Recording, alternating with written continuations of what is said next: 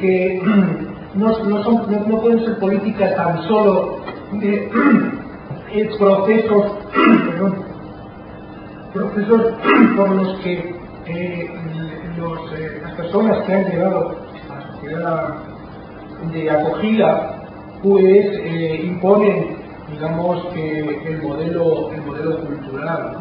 Sino que yo creo que los modelos culturales son procesos evolutivos, transformadores, que nos transforman a todos, a los de dentro y a los de fuera, constantemente. Por lo tanto, lo que hay que hacer es que esas políticas de integración sean políticas pues que sirvan para que se pueda reconocer que la persona que de fuera pueda reconocer al autóctono y el autóctono también pueda reconocer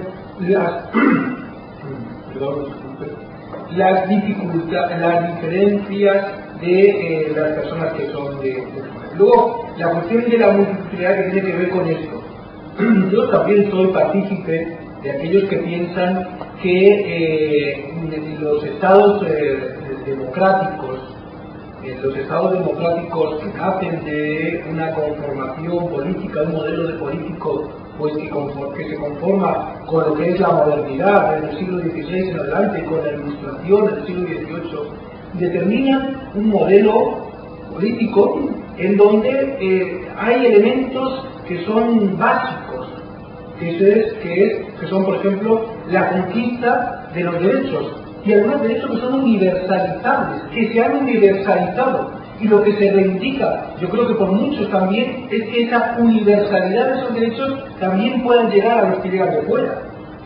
Que, por ejemplo, se plantea con el asunto del voto, de una manera u otra, ¿no? La universalización, ¿no? Y digamos que la opción ideológica liberal tiene ese planteamiento del individualismo liberal, en el buen sentido de la palabra, no el individualismo positivo del mercantilismo, tiene esa idea de el reconocimiento de los derechos a todos, a los dentro y los de fuera, ¿no? Por lo tanto, hay una universalización de derechos que hay que garantizar. Hay unos principios democráticos, o sea, hay un modelo de funcionamiento de la sociedad, el funcionamiento democrático, y por lo tanto eso no es disponible. O sea, el multiculturalismo, desde mi punto de vista, es una opinión personal, desde mi punto de vista no puede plantear, como plantean algunos autores, que esas comunidades que se asientan en un ámbito de los estados democráticos determinan una comunidad política diferenciada o una restricción de los derechos esenciales que han sido incluso universales.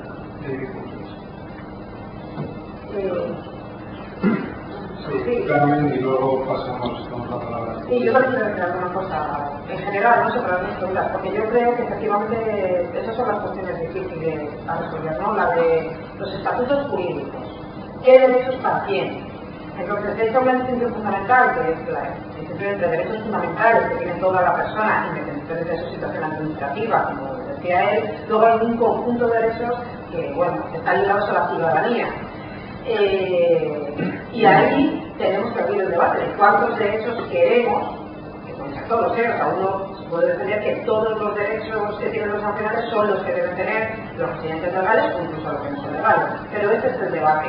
Y yo creo que ahí, por la pregunta, la Unión Europea puede hacer cosas, ¿no? Porque es en realidad por ahí por donde está yendo. Cuando yo hablaba de antes de la reagrupación familiar, o de los estudiantes, o de los trabajadores, en realidad lo que está pensando Europa es en la armonización de los estatutos jurídicos, en que un trabajador de un tercer estado tenga los mismos derechos en España que en Alemania o en cualquier país de la Unión Europea, que un estudiante tenga los mismos derechos, que un investigador tenga los mismos derechos. Eso se está pensando.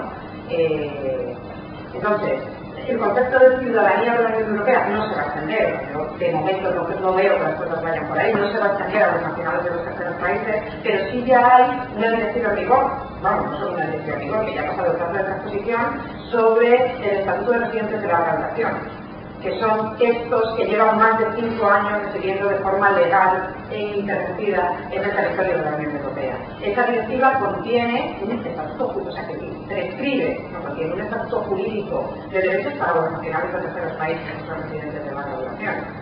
Y bueno, no sé si es lo que habría que hacer, no, pero lo está haciendo, se está parcelando eso. Vamos a hacer qué hacemos con los de larga duración, qué hacemos con los reclutados, qué hacemos con los estudiantes.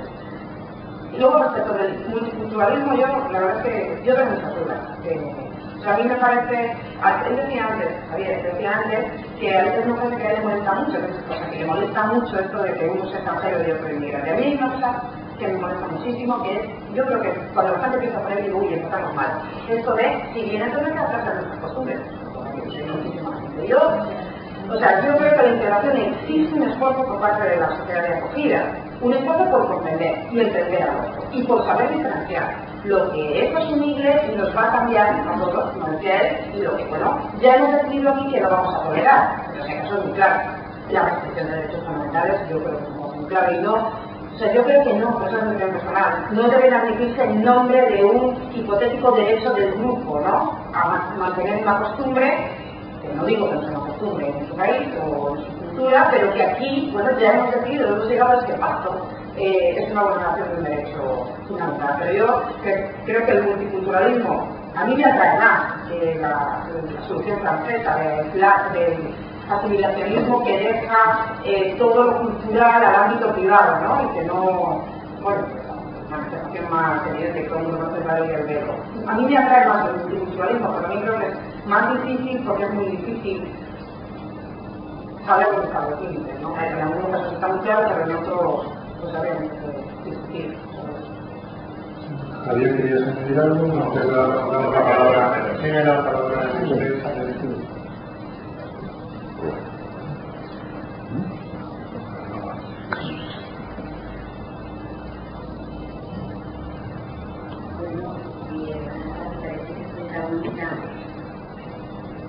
Parece que soy la única inmigrante o extranjera, no sé, ¿verdad? Pero bueno, aquí estoy, ¿verdad? Y yo quería como, bueno, sentía que no me podía quedar callada por eso, ¿verdad? Porque soy, digamos, una voz diferente, ¿verdad? Y una perspectiva diferente y quería aportar mi granito de arena a esta discusión. Soy nicaragüense, pero soy española, tengo la doble nacionalidad, ¿verdad? Me siento más nicaragüense realmente y me siento bastante española porque he ido asumiendo gente que quiero, ¿verdad? Hermandades, etcétera, etcétera. Mi profesión es constitucionalista, ¿verdad? Vengo de este ámbito, pero no voy a hablar sobre Estado, nación y universalidad, porque ya sé lo que soy y me parece que está súper bien tocado, sino que más bien voy a hablar de mi sensación, ¿verdad? Cuando lo oigo hablar, ¿verdad? Cuando lo oigo hablar con una actitud bien defensiva de la inmigración, aun cuando yo sé que son ustedes personas, digamos, muy informadas, etcétera, etcétera, pero como que viene una invitación, como que viene algo que hay que atajar, ¿verdad? Pero hay la inmigración es más amplia, ¿verdad? Hay gente que estamos aquí, gente que viene de afuera, ¿verdad? O que va a venir, pero no todo es como que van a venir a invadirme. Yo a eso debería recurrir a un deber de memoria que creo que tenemos todos, ¿verdad? Los europeos y los españoles. Yo, por ejemplo, en Nicaragua, pues tengo muchos españoles mayores y eso que llegaron a Nicaragua y ahí se quedaron, ¿verdad? Entonces, bueno, yo entiendo que no es el mismo fenómeno que